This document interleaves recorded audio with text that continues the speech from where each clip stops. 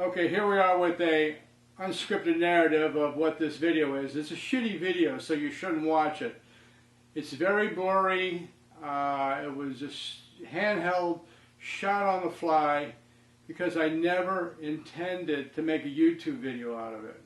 The reason I am is because somebody needs this information. I thought, well, it's very basic information. Other people might like it too. And those people are very dead-ass newbie like me. I had no idea what this guy was talking about, but he's very knowledgeable.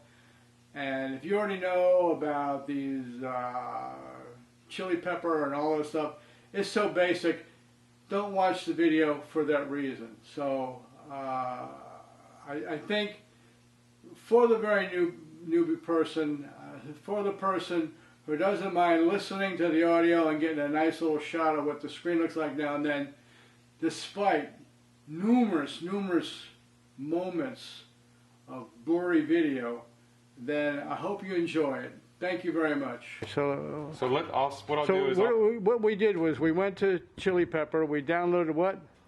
Yeah, so we went to Chili Pepper. We downloaded the serial port JSON app from GitHub, right here. And we scrolled down and we downloaded the Windows version AMD 64. Once we downloaded that, we extracted that to your documents folder, PC documents. And what we want to run every time we want to connect to the TINYG controller is this serial port JSON server application. So we'll double click on it. It's currently already running. This is the screen that comes up showing you that it is connected to the device. After this, you'll go ahead and go back to your Chili Pepper page. So it's chili, CHILLIPPR.com/TINYG. All of this back here you don't need. So if you go to that website right there, it brings you to this workspace. From here, you click Servers in the bottom right. And then what you want to do is click this recent server list, which says localhost. So that's this computer right here. We'll click that. And you should have this image pop up in the bottom right where it says TINYG. And if this box is not selected, go ahead and select it. So I've unselected it, selected it, and we are talking to the device. And we can show that. Come over here to the serial prompt port, this little text box over here, and if you type a question mark, you'll get all of the output information of the device. So again, you'll see that it's actually communicating with the controller over there. We got all, what did we get? So you've got the position, the speeds, okay, velocity. So that's the real high level. And from here, what we can do is, let me make this a little bit smaller.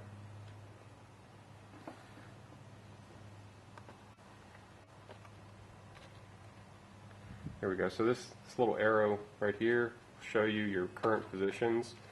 And what I'm going to do is just go ahead and hit home, and we should home this device.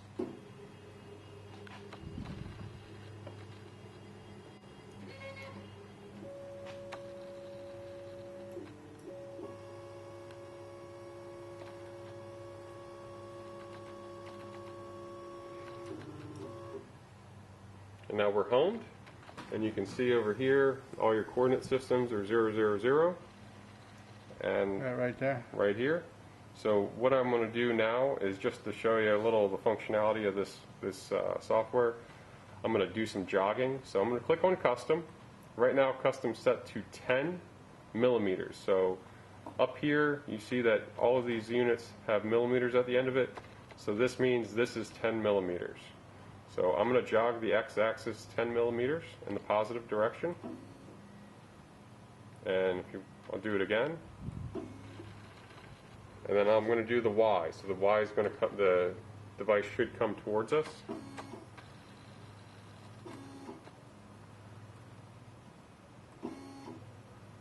All right, and now I'm going to do the Z in the positive direction, so it should go up, but we're only going to do 1 millimeter.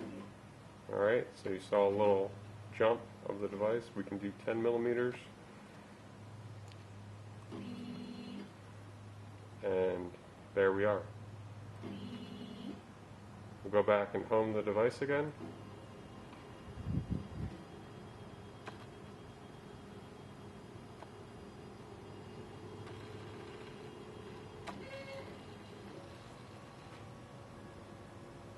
How do you home the device? Just this little button right here that says Home Mechanical. Okay. So that right there will physically home the entire device. Now, from here you can load up. This is the demo program that comes with the CHILLIPPR software. But if you were to open your own file, you come over here to the left-hand side, click this button, and then go ahead and open G-code file. And then you can just go ahead and navigate to whatever file you have, upload it, and the output would come here.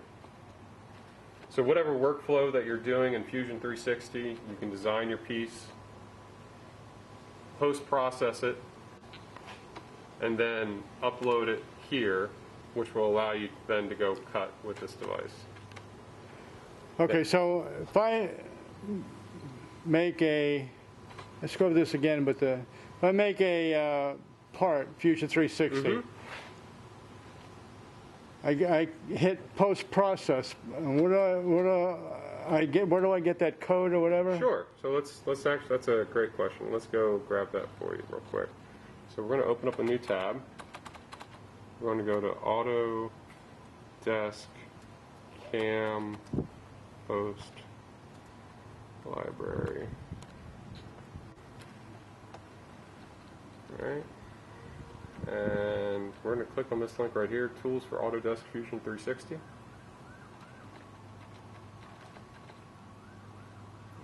That's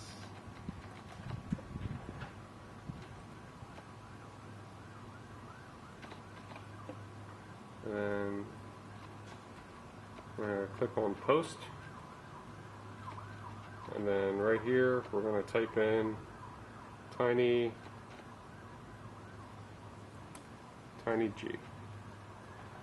And you're going to go ahead and download this file. It downloads right there. So what you'll want to do is put that in your Fusion 360 or at a location that you can go find it. When you actually open up Fusion 360, I'll show you on my computer over here.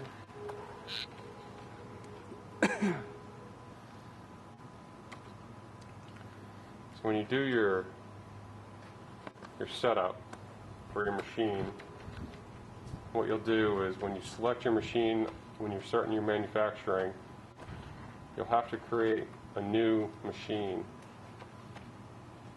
And when you create that new machine, under the post-processing, where do you go to create a new machine? I'm sorry. So up here there's a button to edit machine or copy one.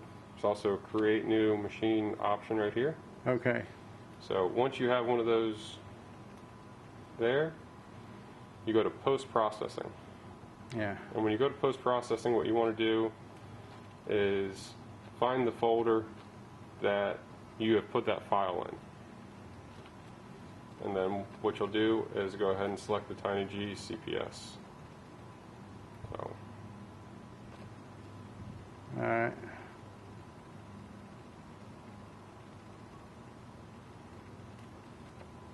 And once you do that, when you export your file, you export your G-code, you can just upload it directly. Okay, so I get that out of there and I put it in here. Yep, so you have this downloaded now, so what you'll have to do is go ahead and put that into your Fusion 360 folder. And then from there, whenever you do your post-processing, it'll go ahead and convert everything to G-code that will work on that board. Okay. It's a very similar process. Let's just say if you had a Haas machine. So,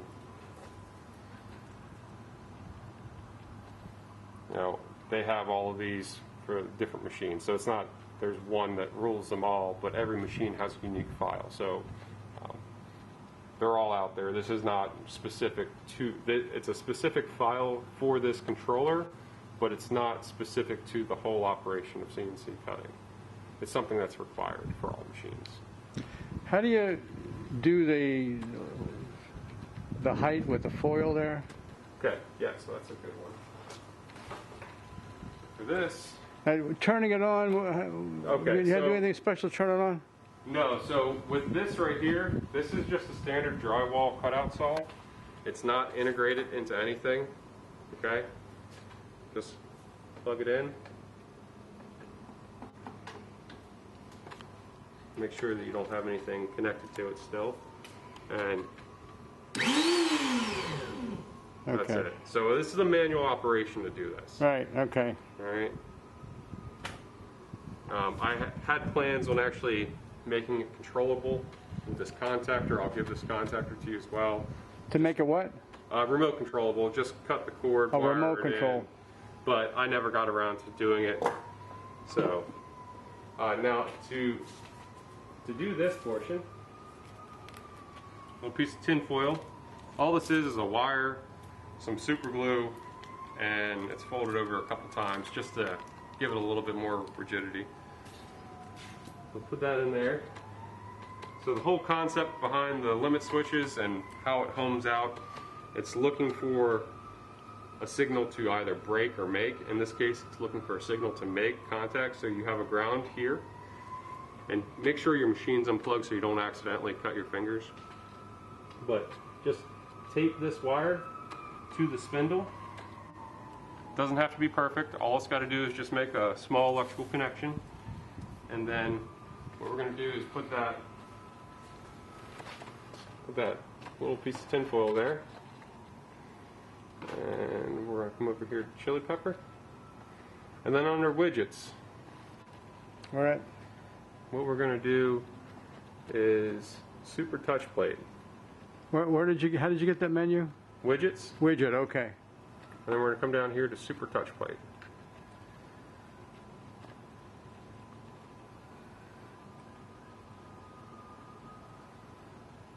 So we'll go ahead and we'll run these.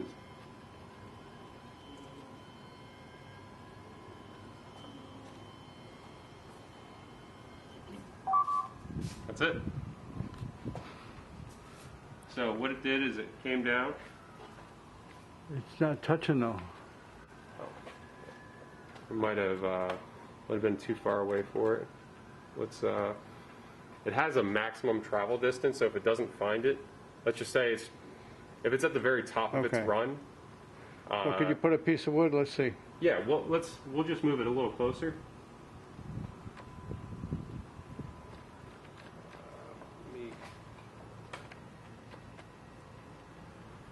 You're a good half-inch away. Yeah. Are you hitting the limit switch? No, we should not be hitting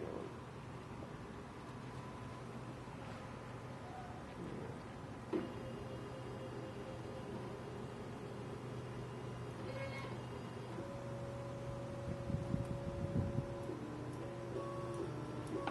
All right, and now we'll go down.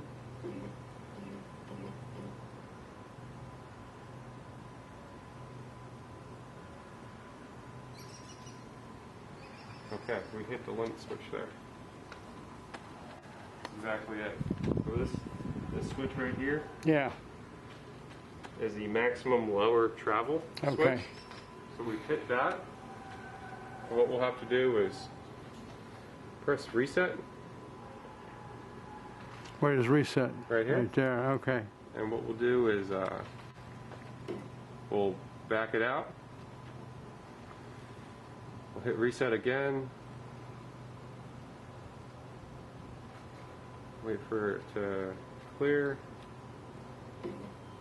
Okay. So now we're free. What we'll do is a smaller piece.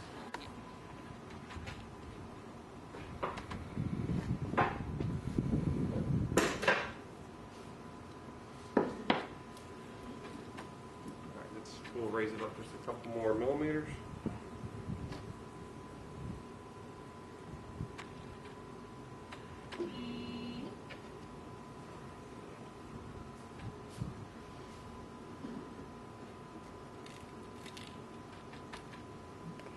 Is that like aluminum tape? No, it's just aluminum foil. Oh, out of the aluminum kitchen. foil. Okay. Yep, that's all it is. Just has to be slightly conductive. So you want to be close when you run the zeroing sequence. So what we'll do is we'll go back to widgets. We'll click Super Touch Plate. Oh, Super Touch Plate. Expand it. This button right here. What was that? That's all. Just expanding it. We're going to press Run Z. Okay.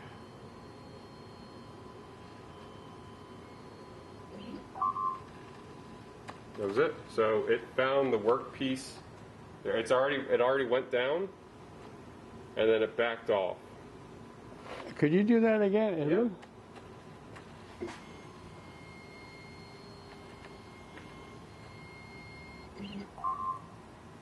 So it gets very, very close because it's not completely flat. If you want to press that run button, I can hold that a little bit flatter. If you want Do to what? press that run Z. Run Z. Yeah. Just don't bump it. Yep. Now turn to stop. Hit stop. Run Z again. Yep. Yeah.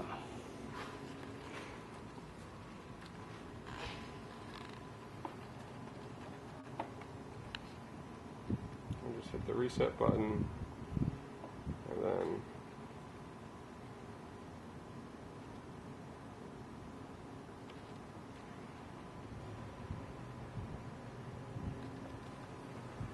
what's going on there?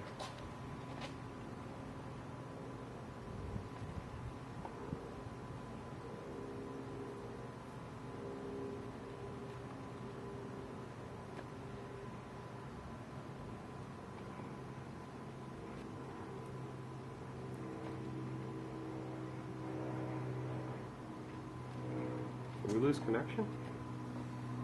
We might have lost connection. Did we bump it?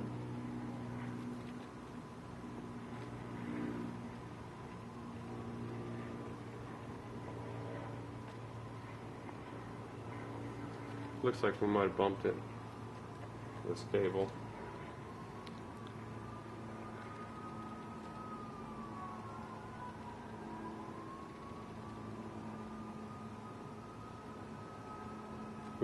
We just went and had all this running. What do we do here?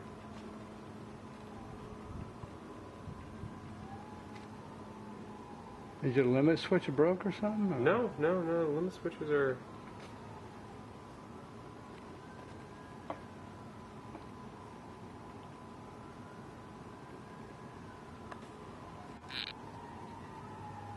Connection to it.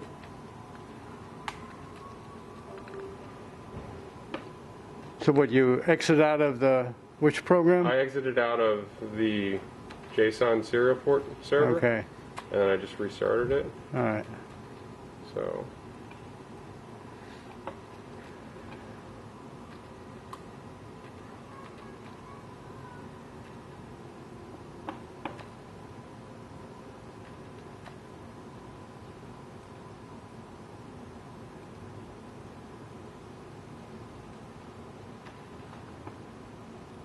Should be returning.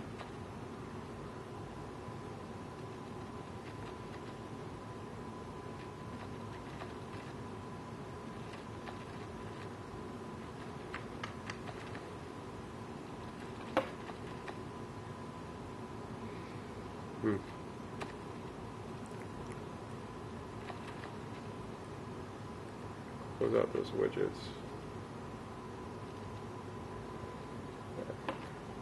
I'm not gonna lie to you, man. I don't know what just happened there.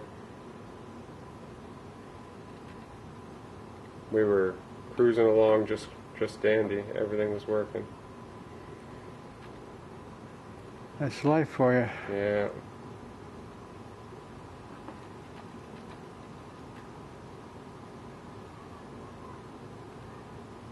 Send the reset signal again.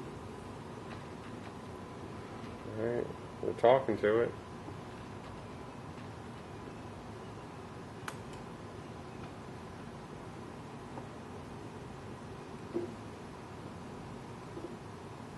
Okay, so we're moving.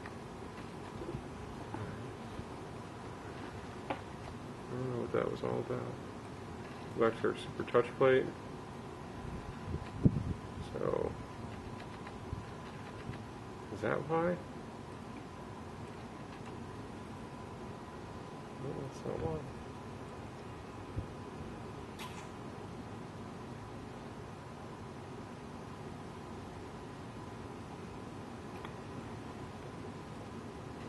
I don't have a good answer for you there, bud.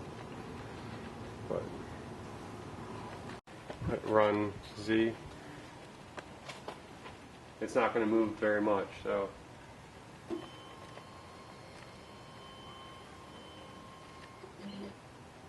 That's it. So it moves down. Could you do that again? I missed it.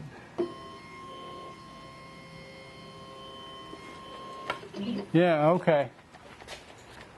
So it goes down. It calculates how many.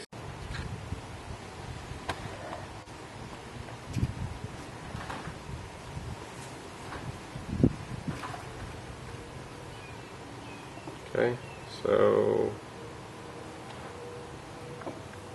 come over here to widgets, super touch plate, and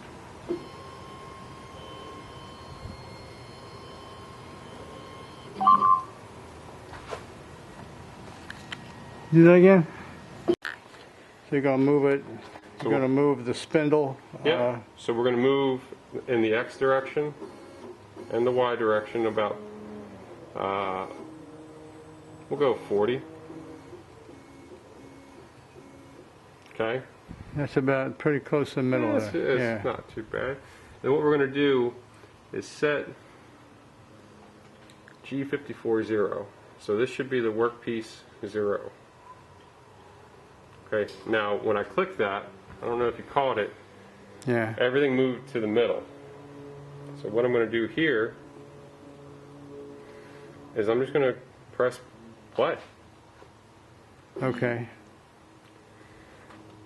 It gives you some prompts. It says, hey, are you sure you want to do this? You know, you can use M6 as tool holds, whatever.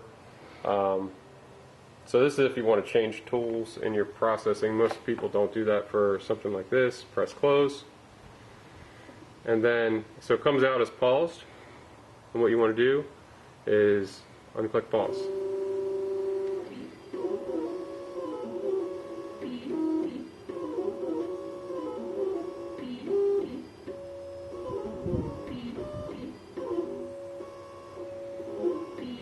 So you don't mess around the speeds and feeds on this one?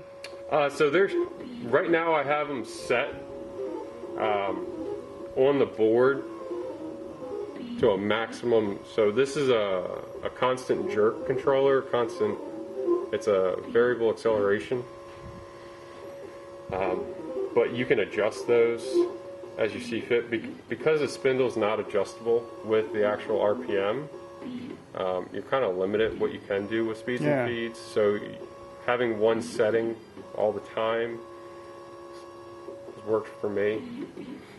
But you could do that through Fusion 360? You could, but they're going to get overridden here. They are maximums, the speeds and feeds programmed in here, so if you don't exceed those maximums, then the ones that you set in Fusion 360 should hold. So let's say if you're trying to adaptive clear into that's real easy. Where's my cursor? So over here, there's this gear icon. Configure. Which one? Over here on the right hand side. Oh, okay. Click that. It's going to configure the board. Huh? That's it. So what I have set up is motor 1 and motor 2 are the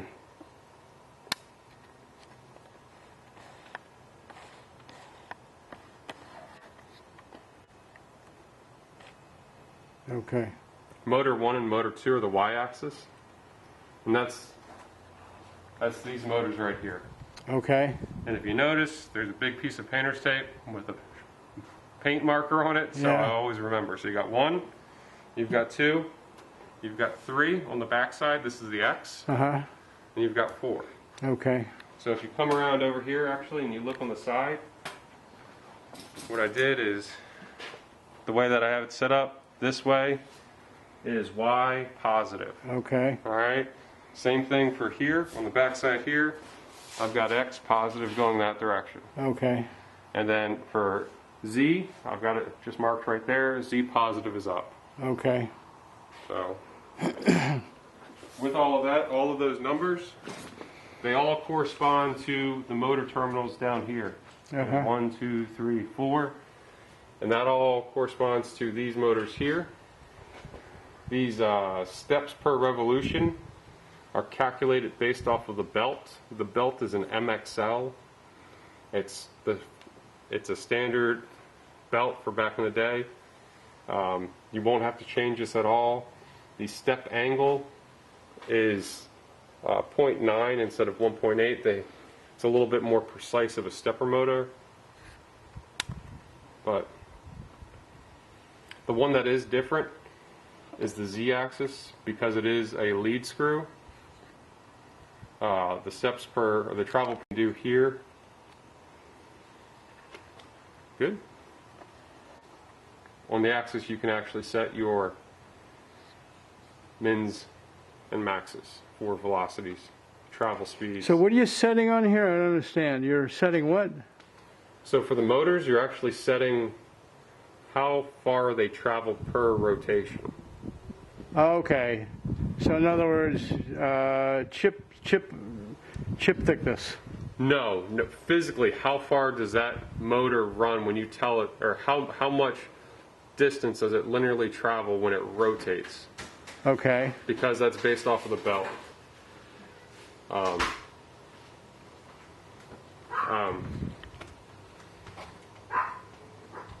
So it's the physical property of the motor and the belt. Okay.